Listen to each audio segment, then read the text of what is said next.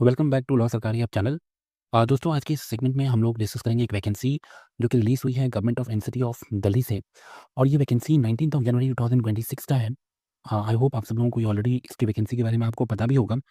ये vacancy assistant public prosecutor की regarding है, ठीक है?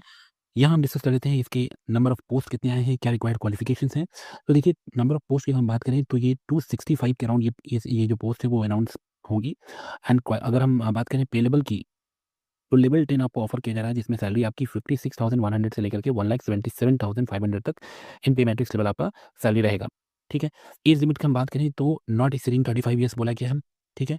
और इसमें कुछ रिलैक्सेशन भी दिया जा रहा है, ठीक है? Relaxable for the government servant up to 5 years in accordance with the instruction और orders issued by the central government, ठीक है? तो ये वाला पॉइंट पे आपको ध्यान रखना है। एजुकेशनल क्वालिफिकेशन की हम बात करें तो एसेंशियल क्या-क्या है? तो पहले आपका डिग्री इन लॉ होना चाहिए फ्रॉम अ रिकॉग्नाइज्ड यूनिवर्सिटी और इंस्टीट्यूट।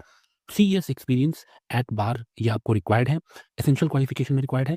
डिज़ायरेबल क्वालिफिकेशन में आप यहाँ देख सकते हैं लिखा हुआ है experience as a government advocate.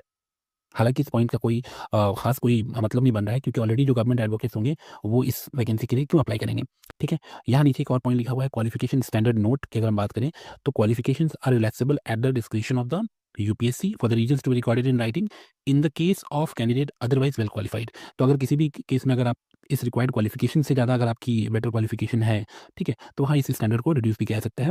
ये आपको यूपीएससी के अकॉर्डिंग होगा, डिस्क्रिप्शन के अकॉर्डिंग होगा, ठीक है? So this is all about the this vacancy.